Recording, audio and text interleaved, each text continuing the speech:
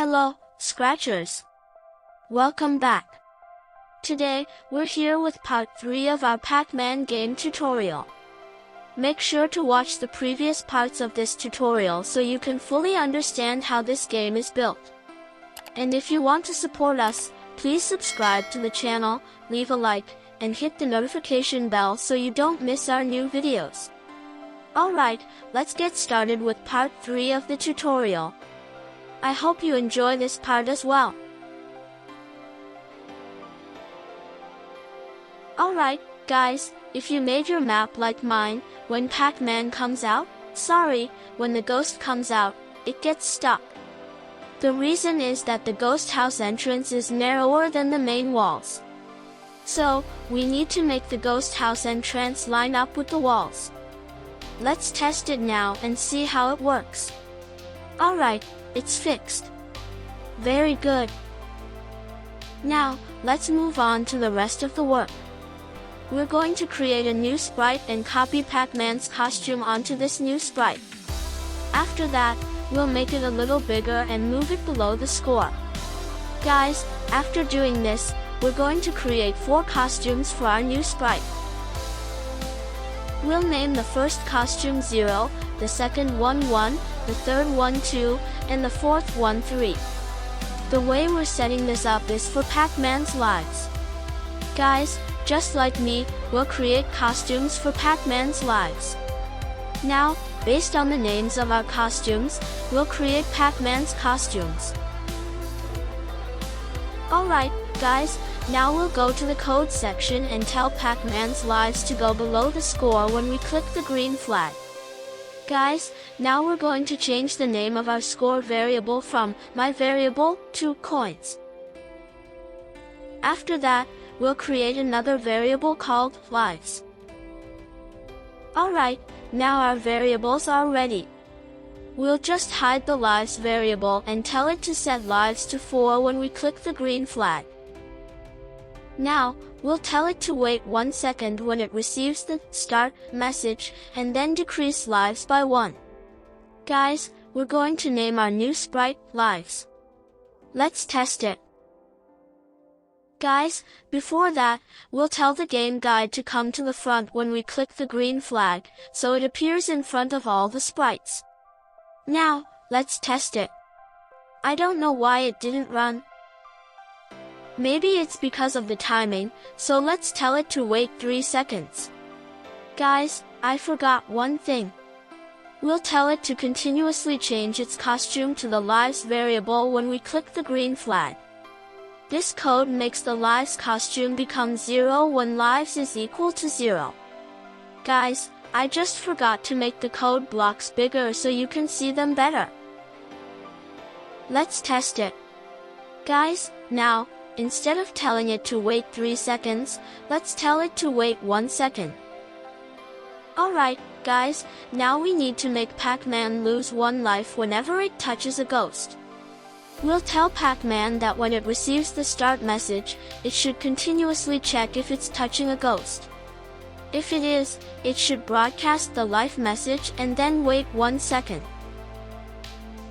Now, let's go to the live sprite and say that whenever it receives the life message, it should subtract 1 from the lives variable. Guys, there's one more thing. We'll tell Pac-Man that whenever it touches a ghost, it should go back to the position where the game started. Now we're going to add a sound effect that feels like something bursting. We don't need to download one. We'll just open Scratch's built-in sounds and choose one from there. Alright, let's pick a sound. Okay, I picked one called Crunch. One important thing, make sure you choose a sound that lets the rest of the code keep running while it's playing. You don't want the entire game to pause until the sound finishes. Now let's test it. Great! It's working. There's just one small change. Instead of waiting 1 second at the end of the script, let's change it to 0.01 seconds. Now it works much better. But we also need to send the ghosts back to their starting positions after they catch Pac-Man. So, whenever the life message is received, we'll stop the ghost's current scripts. Remember when we said that the start message creates the clones and turns them into ghosts? We'll copy those same blocks and run them again whenever the life message is received so the ghosts are recreated. Now let's test it again. Oh, I forgot something. If we don't fix it, every time the ghosts catch us, their number doubles. Let's fix that. When the life message is received, set the direction to 90 degrees, delete the 4 existing clones, and then create them again.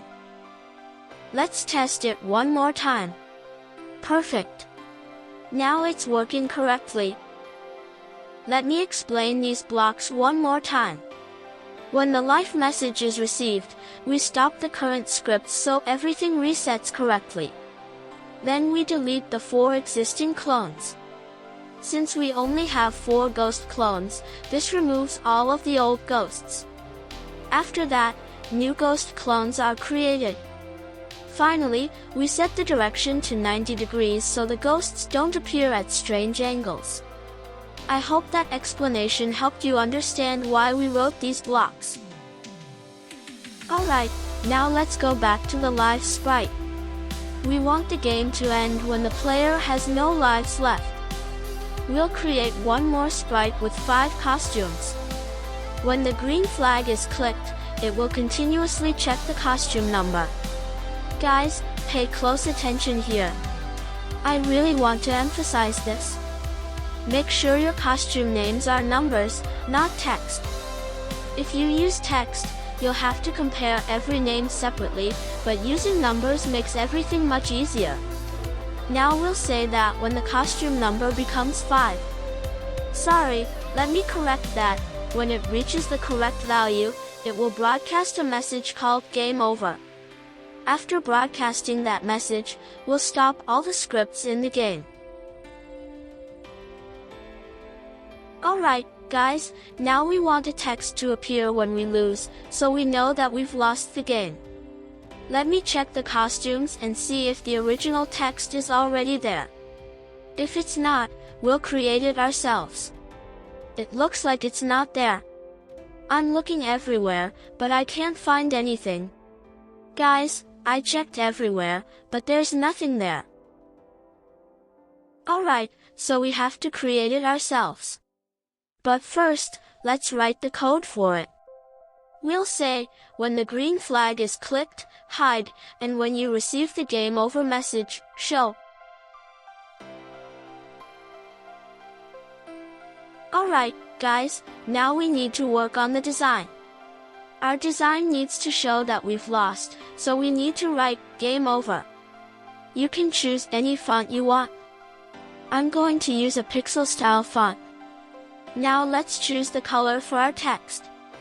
I think purple would look good. No, I don't really like it, so I'll go with a yellow and green style instead. Alright, now I'll write, game over. Guys, I'll say it again, you can choose any font you like.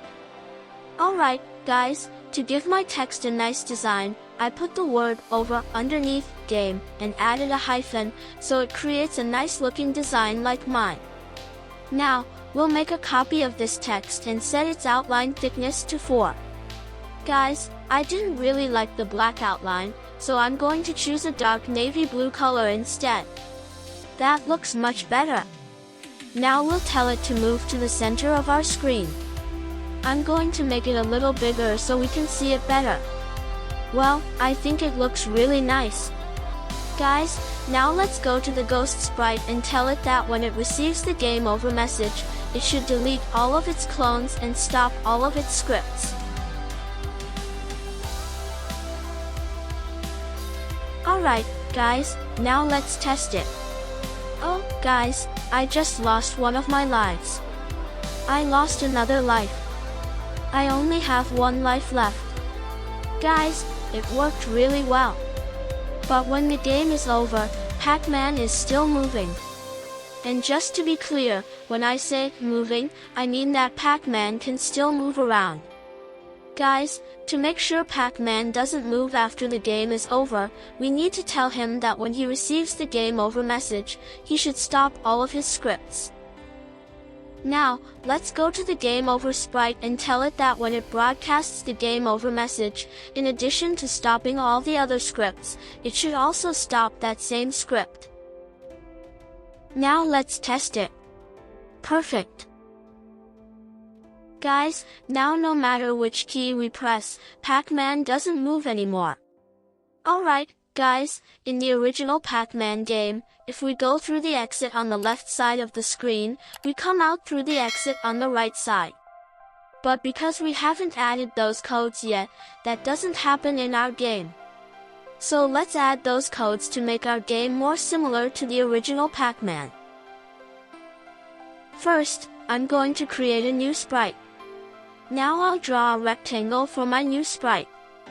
I'll make it red so I can make sure it has the right size for the exit. Alright, guys, I've made sure that the size and position are correct. Now I'll change its color to black so it blends in with the background. Guys, I'm just going to make a few small adjustments to see if I can place it more precisely. It looks like I shouldn't have changed it, so I'll put it back to its original position. Now let's name this sprite left. Next, we'll go to the Pac-Man sprite and say, when the green flag is clicked, forever, if you touch the left sprite, come out from the right side exit and set your direction to -90 degrees. Now, guys, let's go to the left sprite and say, when the green flag is clicked, go to this position, which is the position where we want it to be. Now let's test it. Perfect.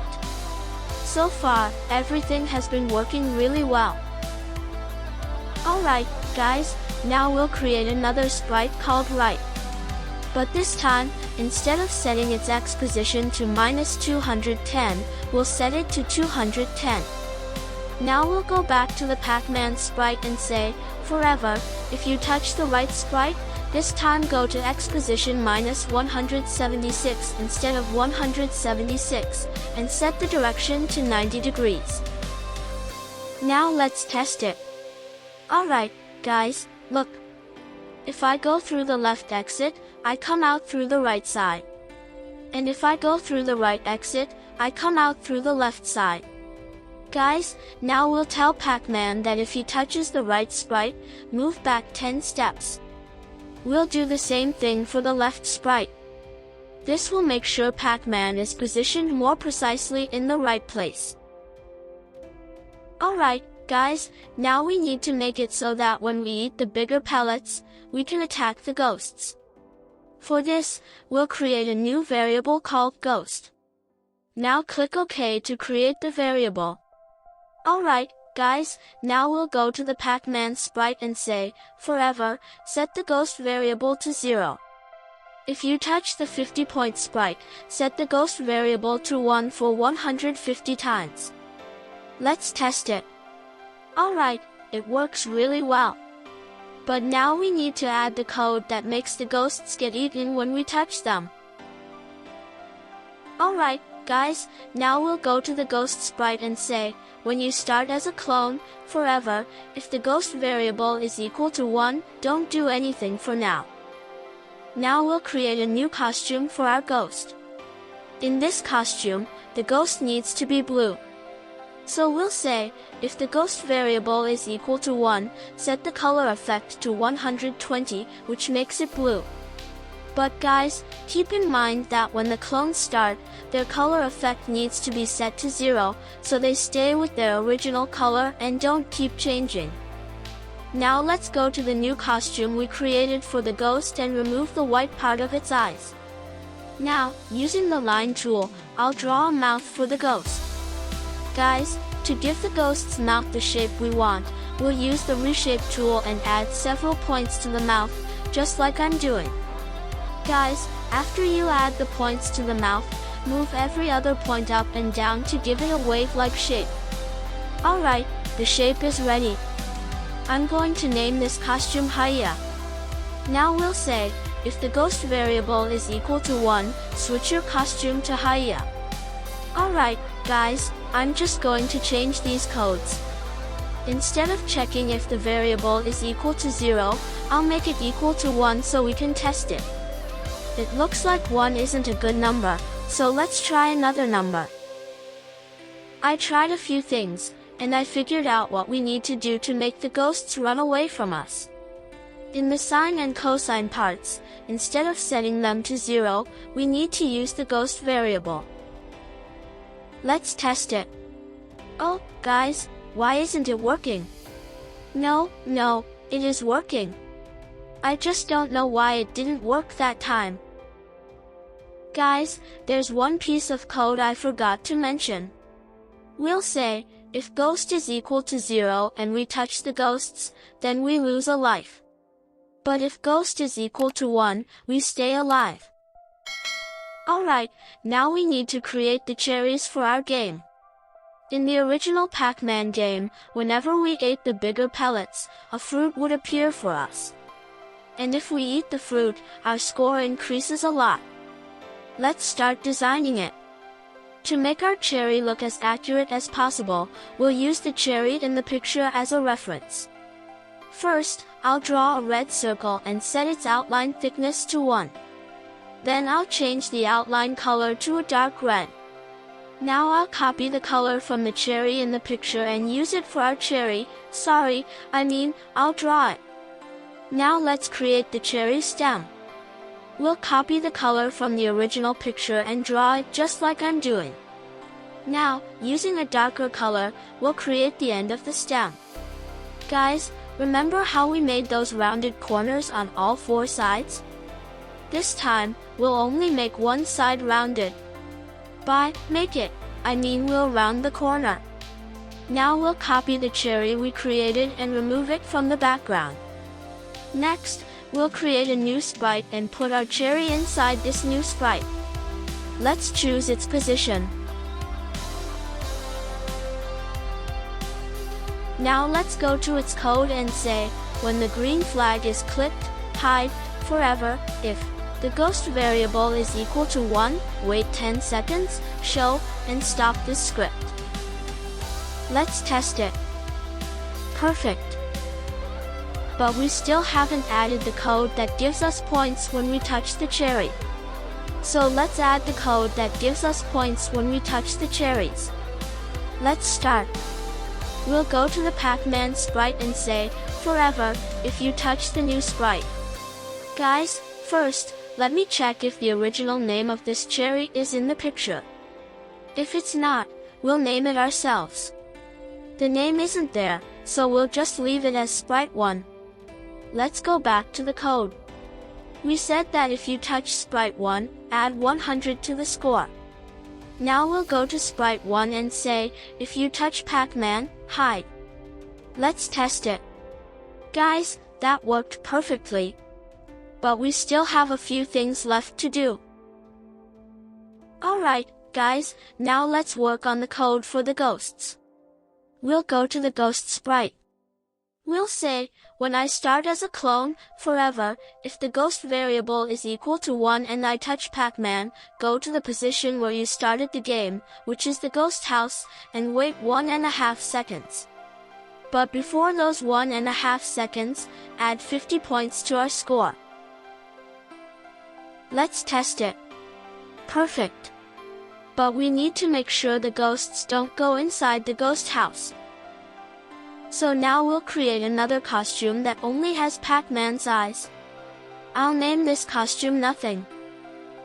Now we'll say, when I touch Pac-Man and the ghost variable is equal to 1, switch to the Nothing costume and repeat this 50 times.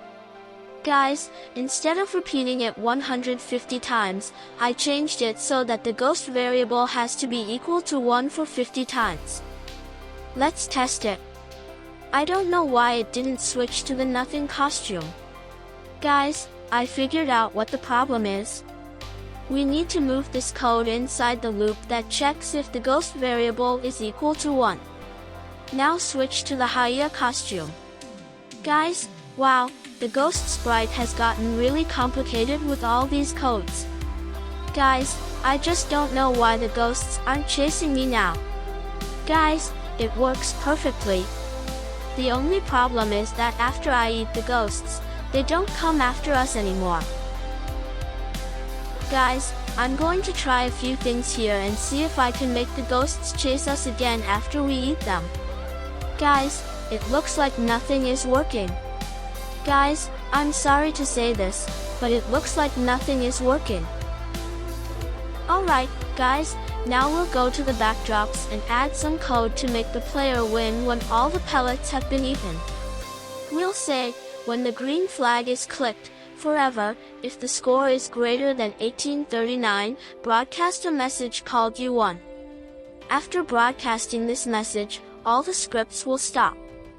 Now let's go to the game over sprite. We'll create a new costume.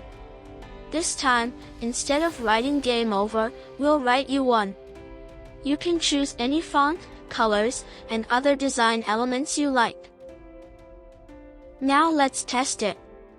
Alright, guys, everything is working correctly.